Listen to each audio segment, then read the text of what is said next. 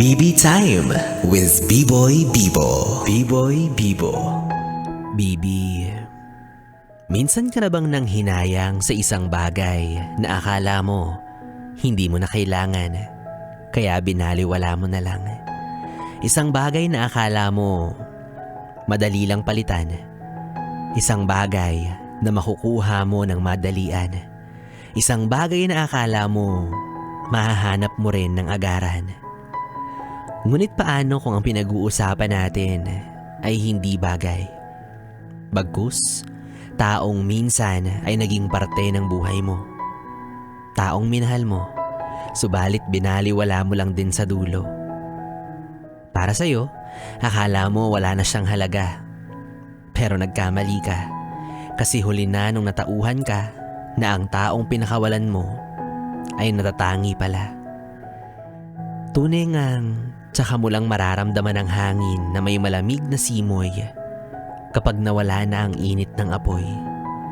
Tsaka mo lang hahanapin ang liwanag kapag nangangapa ka na sa kadiliman na mistulang bulag. Kapag tumila na ang ulan, tsaka ka lang mauuhaw kung kailan ang langit ay bumalik na sa bughaw.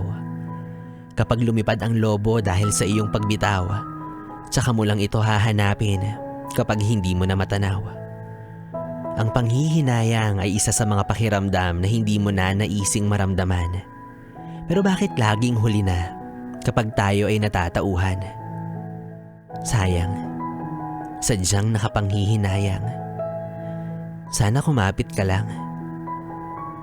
Sana ikaw yung hindi naging hadlang.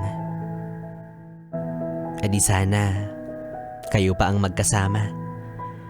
E di sana ikaw pa ang dahilan ng pagngiti niya.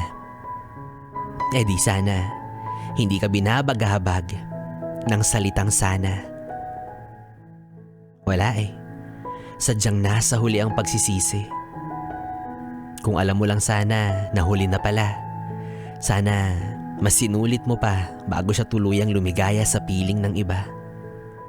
Kaya ngayong nandun na siya, wala ka nang magagawa kundi hilingin na sana hindi na siya muling masaktan pa.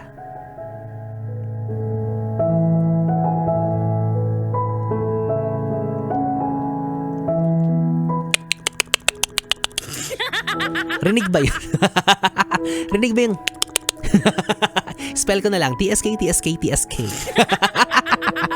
Alam mo na, kapag hindi sure, wag makikipag-break agad-agad, 'di ba? Pag hindi sure, wag mong aalokin ng hiwalayan. Be mature, 'di ba? Wag mong gawing panakot yung salitang break na tayo kasi kapag pumayag siya, ikaw rin ang kawawa sa dulo.